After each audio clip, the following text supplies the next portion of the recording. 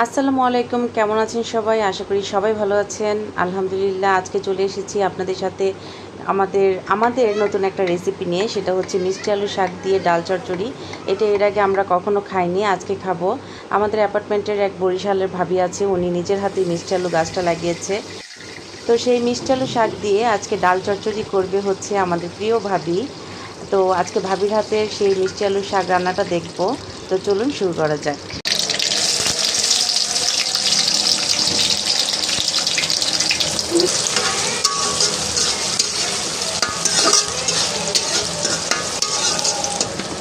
ডাল দিয়ে শাক দিয়ে অনেক নাকি মজা লাগে। আমি এ পর্যন্ত রান্না করিনি, কিন্তু ছাদে গাছটা লাগাইছি। শুধু বরিশালের ভাবিরা শুধু বলে যে ডাল দিয়ে অনেক মজা লাগে, এই কথাটা শুনে আজকে আমি রান্না করলাম। তাহলে এটা কি বরিশালের রান্না? বরিশালেরাই বেশি খায় আলু শাক দিয়ে মসুর ডাল দিয়ে। হ্যাঁ, আর অনেক জায়গায় শুনি যে পাট শাক দিয়ে ডাল রান্না করে, সেটাও খায়। পুঁই শাক দিয়ে ডাল রান্না করে, সাজনা দিয়ে ডাল রান্না সব করে। কিছু দিয়েই খায়। এক এক জায়গায় এক এক জেলার এক এক রকমের খাবার। তবে আমাদের যে জামালপুর জেলায় এটা খায় না। পাটের শাক দিয়ে ডাল দিয়েও খায় না, আলুর শাক দিয়ে ডাল দিয়েও খায় না। কিন্তু ঢাকাতে এসে দেখলাম বরিশালের মহিলারা বেশি খায় এটা। বরিশাল, নোয়াখালী, দেখা যাক আজকে রান্না করি কেমন লাগে। এখানে পেঁয়াজ কুচি, কাঁচামরিচ কুচি আর গরম মশলা থেতো করে দিছে, এলাচ দারচিনি থেতো করে দিছে, আর রসুন কুচি দিছে, দিয়ে তেজপাতাও দেওয়া হয়েছে, ভাজা ভাজা করতেছে। একটু জিরাও দিতে হবে, আর একটু রসুন দিতে হবে।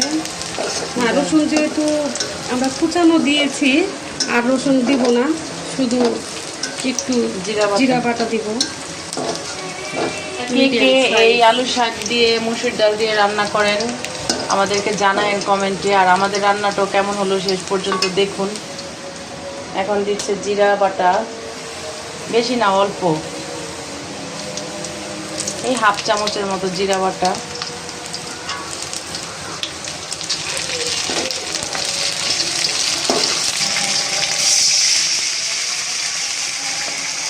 অল্প একটু পানি দিয়ে ভালোভাবে কষাবে। দিচ্ছে হাফ চামচ হলুদের গুঁড়া, মরিচের গুঁড়া 1 চামচের একটু কম হবে। 1 চা চামচ, হাফ চা চামচ জিরার গুঁড়া, ধনিয়ার গুঁড়া। সব কিছু দিয়ে ভালোভাবে কষানো হবে এখন।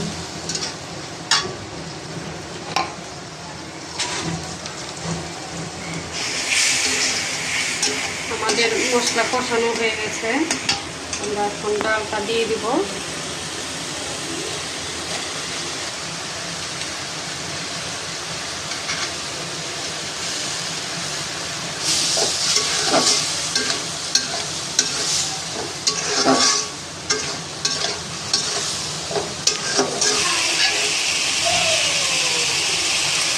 আমরা এখন শাকগুলো দিয়ে দিচ্ছি।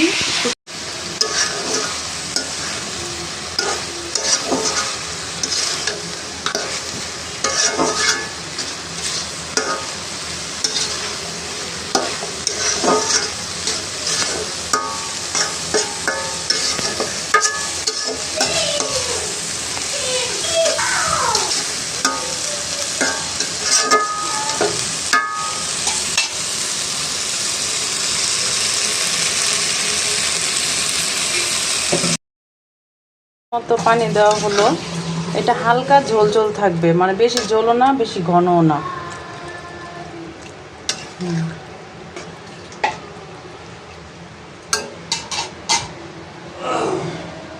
যাক, দেখে মনে হচ্ছে ভালোই হবে ইনশাল্লাহ।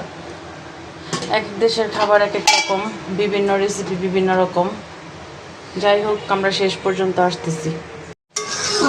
যাই হোক, এটা হয়ে গেছে, এখন শেষ। এটা আরেকটু হালকা শুকিয়ে গেলে তারপরে এটা আমরা নামিয়ে নিব। পরিবেশন শেষ। দেখতে সুন্দর হয়েছে, এখন দেখা যাক খেতে কেমন লাগে। আপনারা যারা এই ডালটা এইভাবে রান্না করেন মিষ্টি আলু শাক দিয়ে, বরিশাল অঞ্চলের যারা আছেন, অবশ্যই কমেন্টে জানাবেন কেমন লাগে। তো ভিডিও আজকে আর বড় করব না, আজকের মতো ভিডিও এ পর্যন্তই। তো আপনাদের সাথে আবার দেখা হবে নেক্সটে। আল্লাহ হাফেজ।